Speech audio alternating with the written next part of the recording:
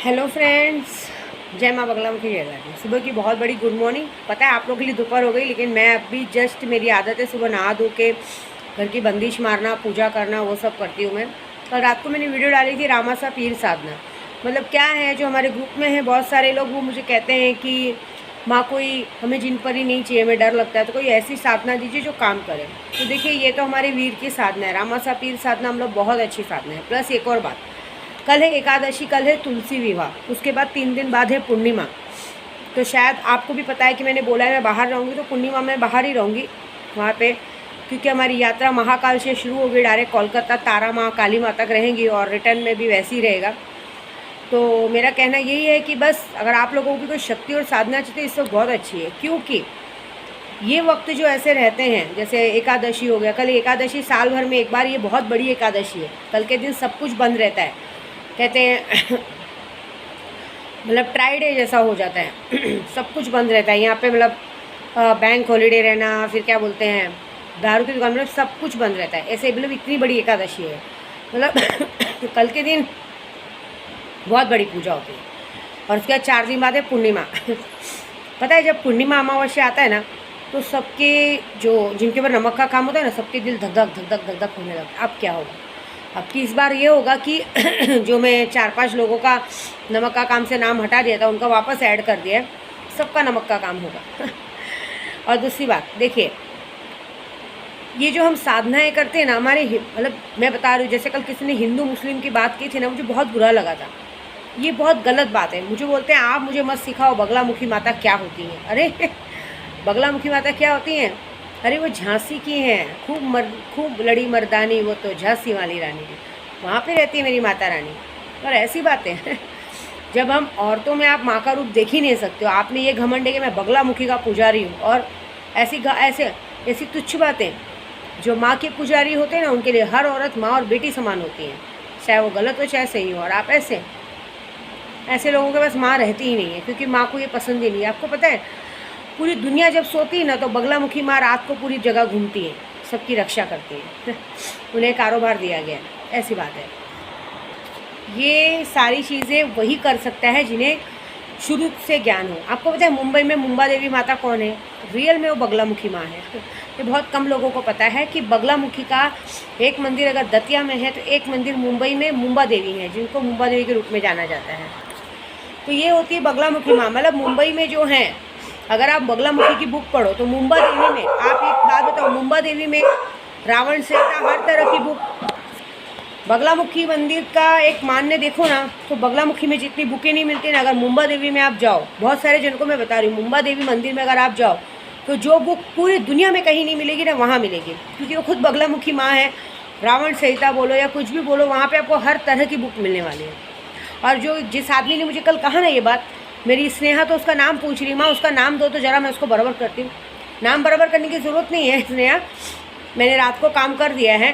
ये अभी हम ये जो काम है ना, जो बगलामुखी के नाम पे जो पंडित लोग, मैंने हमेशा यूट्यूब पे सारे पंडित लोगों के लिए लड़ाई की, लेकिन ये जो पंडित लोग अपने आप पे गर्व करते हैं ना, अरे हम पंडित हैं, तो इनकी पंडिताई हम ख़त्म करेंगे। पूर्णिमा आने दो, हम क्या करेंगे वो देखना, ऐसी बात है। क्योंकि मैं ये सब बातों में बिलीव नहीं रखती हूँ, मैं लोगों के लिए लड़ती हूँ। मैं पूरे यूट्यूब को सबको समझाती हूँ कि हम पंडितों अघोरी से पंगा मत लो, लेकिन यहाँ एक पंडित ही पंडित से लड़ता है। क्यों? इनका ईगो हट होता है। एक औरत कैसे बगलामुखी की पुजारी हो सकती है? क्यों?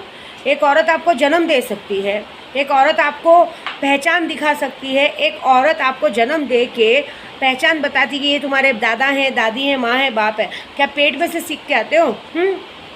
और उसी माँ का अपमान करते हो? बताओ, तो काहे की पुजारी हो तुम?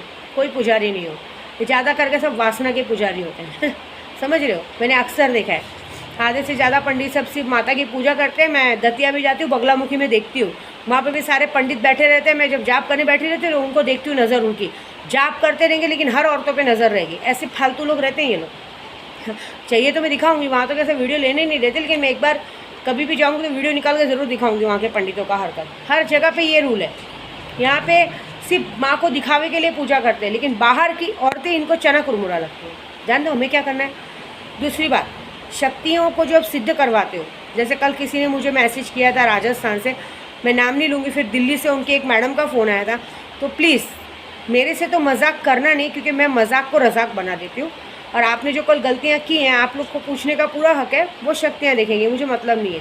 क्योंकि बड़ी बड़ी बातें नहीं करना चाहिए। दम है तो लेके दिखाओ, दम नहीं है बड़ी बड़ी बातें फेंक दी, ले लिया, ये सब मुझे पसंद नहीं। ये सब के लिए मैं मरती नहीं हूँ। मैं जो काम करती हूँ मेरी डंके की चोट में।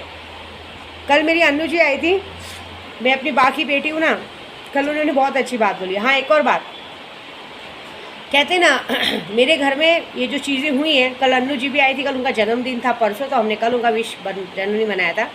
वो कह रही थी कि जो घर में शक्तियाँ आई होंगी उनके साथ क्या हुआ रहेगा पता नहीं विद्या जी, वो तो वही जान सकता है। हाँ, ये बात तो सच है। आदमी चोरी करने घुस तो गए, लेकिन उनको शक्तियों ने उनका क्या हाल किया, क्योंकि उनका मन ही सर ही घुमा दिया। नहीं, मैं सोचो आप, आज बंदा सोना चांदी फेंक के गया क्योंकि इस घर में शक्तियाँ हैं। मैं आपको बताऊँ, आज से 15 साल पहले मैंने हमारे में जहाँ कहीं रहती थी वहाँ पे मैंने एक नेपाली से, तब मैं पूजा पाठ शुरू ही की थी जस्ट, मैंने वहाँ पे एक नेपाली से महाकाली की सिद्धि करवाई थी, मतलब काली की पूजा करवाई थी। सिद्धि तो मैंने ही की थी, मैं काली माता को बचपन से प्यार करती हूँ। मैंने उन्हें कोई सिद्धि विद्या नहीं किया है। मैं दक्षिणेश्वरी काली माँ जा रही हूँ ना, इस बार भी अपनी माँ के दर्शन करूँगी। तो काली माता मेरी मतलब इष्ट हैं। मेरे को कामाख्या में भी जब मैं गई ना, तो मुझे वहाँ का गुरु मंत्र भी मेरी काली माँ का ही मिला। मुझे बोले आपकी काली माँ इष्ट है, तो वही आई है सामने। तो उनकी जो पूजा करवाई ना, तो वो एक पूजा होती है शमशान काली। वो ऐसी पूजा होती है ना कि एक द्वारपाल के जैसे, क्षेत्रपाल के जैसे आपके दरवाजे पे खड़ी रहती है। वो जिसने भी आज तक उस काली माता की सिद्धि ली है, उनकी पूजा करवाई है, वो पूजा करवाने के बाद उसने मुझे बताया था, नेपाली ने, कि ऐसा होता है कि अगर वो आपके दरवाजे पे खड़ी है और आपके घर में अगर चोर घुस गया तो वो उसी घर में ही घूमता रह जाएगा, घर से बाहर तो सामान लेके निकल नहीं पाएगा। ये बात तो पक्की है। और गलती से अगर थोड़ा बहुत बाहर लेके निकल गया तो मतलब वो उसी में पागल होके रह जाएगा, या तो वो पागल हो जाएगा, या तो उसका एक्सीडेंट हो जाएगा, या उसके साथ कुछ ना कुछ ऐसी अनहोनी होगी जो सोचे नहीं जा सकता। मैं आपको बताती हूँ, 5 से 6 साल पहले के बाद मेरे घर से एक मोबाइल चोरी हो गया था। वो मोबाइल चोरी होने के बाद ठीक मेरे जन्मदिन के दिन मेरे कबाड़ के नीचे मिला। 1 साल के बाद मिला। मैं गई थी यात्रा पे, यात्रा से ही मोबाइल चोरी हो चुका था, और ठीक 1 साल के बाद कबाड़ के नीचे मिला। मतलब जो लेके गया था उसे वापस फेंक के गया। मतलब ये एक शक्ति होती है माँ काली की, जिसने ये काली माँ की सिद्धि करवाई है ना, वो घर से बाहर सामान लेके नहीं जा सकता। हालांकि मैं झूठ नहीं बोलूँगी, मुझे तो गहनों पैसों से प्यार ही नहीं। मेरे घर में तो पैसा मिलेगा ही नहीं, क्योंकि मैं घर में पैसे रखती नहीं। मेरे घर में ऐसी साड़ियाँ बहुत सारी मिलेंगी और कपड़े मिलेंगे। दूसरी बात, हमने तो कल वो देखो, मेरी माँ ने तो कहा कि गहने दान कर दो, क्योंकि देखो सोना मिलना दोनों बुरा है। हमें तो लगा कि घूम गया, लेकिन मिल गया, क्योंकि सामने वाले कपड़े में फेंक के गए थे। हमने क्या, कैसे भी मुझे, मेरी अन्नू जी का जन्मदिन था, मुझे उन्हें कुछ गिफ्ट करना था, पहले ही सोचा था हमने वो देने के लिए। हमने कल उठा के दे दिया। हमने जो माता जी ने जो हार पहने, क्योंकि जो गहने पड़े थे घर में वो भी माता रानी ने पहने थे, मैंने नहीं पहने थे। मेरी माता रानी ने पहने थे, तो मैं कभी जरूरत नहीं करती हूँ गहने पहनने की। गलती इस बार ही हो गई कि हर साल वो गहने में दान करती हूँ। इस साल मैंने वो गहने घर में रख दिए, तो मैंने कुछ नहीं किया। कल मैंने वो गहने क्या किए, माँ उस पर जो सोने का हार पड़ा था मैंने अपनी अन्नू जी को दे दिया एज ए गिफ्ट। उनका बर्थडे का तो उनको मुझे पहले ही देना था।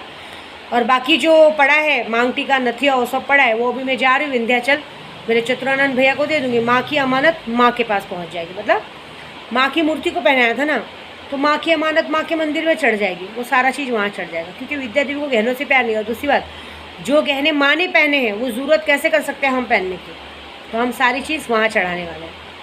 तो बस हंसी तो इस बात की आती है कि जो हिम्मत करके अंदर घुसे थे, अब तो वही जान सकते हैं कि उनके साथ अंदर क्या हुआ है। ये बात पक्की है, क्योंकि उनके साथ हुआ तो बहुत बुरा है। क्योंकि शक्तियों ने उनको नचाया तो बहुत अच्छे से होगा, क्योंकि शक्तियाँ या तो इंसानी रूप में आ जाएंगी या तो डराएंगी। क्योंकि जो मैं पहले घर में रहती थी ना, वो घर में आज तक रिकॉर्ड है। सब कहते थे उस घर में आवाज़ें आती हैं, ऐसा लगता कोई चल रहा है, कोई देख रहा है, कर रहा है। उस घर में इतनी शक्तियाँ एक्टिवेट हो गई थी, क्योंकि वहाँ में 6-7 साल कंटिन्यू थी ना। इतनी पढ़ाई की थी कि वहाँ पे जल्दी कोई अकेले रूम में रुकता नहीं था। अभी जो वहाँ रहते होंगे उनका क्या हाल होगा तो ऊपर वाला जानता है, क्योंकि शक्तियाँ बहुत बेकार हैं। और इस घर में जिसने की ज़रूरत की है उनकी, और जिसने उनको घुसाया उनका क्या हाल होगा वो सिर्फ शक्तियाँ डिसाइड करेंगी। तो ये बात है कि शक्तियाँ तो हैं। क्योंकि कल मेरी अन्नू जी भी कहती है, मेरी बा के साथ मेरी फ़ोटो रखी है डीपी पे मैंने व्हाट्सअप पे, बोलती है आपकी आँखें ना एकदम बाके जैसी है।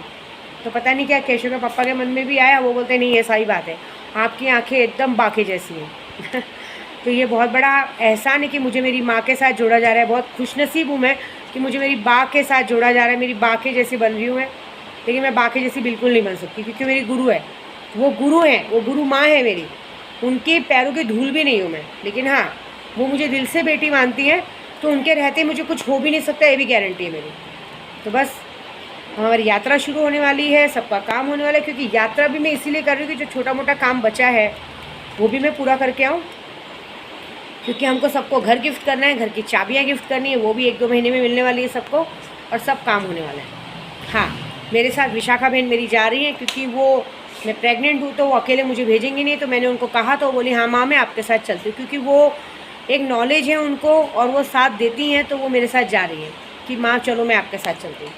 तो बहुत बड़ी बात है। तो बस एक ही बात कहूँगी, बिगर ज्ञान के किसी को गलत बोलना बहुत बुरा है। अगर आपके अंदर ज्ञान नहीं है तो मत करो। लेकिन कल है एकादशी, कल एकादशी तुलसी विवाह है।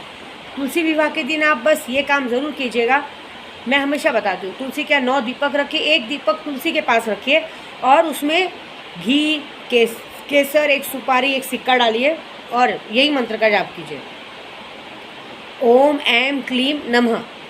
ओम ऐं क्लीं नमः। ये जाप राजपथ का योग दिखाता है। और कल तुलसी विवाह के दिन अगर ये जाप आपने 11,000 कर लिया तो ये पक्का है कि आपके आने वाली ज़िंदगी में आपको बहुत बड़ा मान सम्मान मिलेगा। ये विद्यादेवी का बात है बस। और हमारी वीडियो पसंद है तो लाइक करना बिल्कुल ना भूलें। जय माँ बगला मुखी, जय विलास।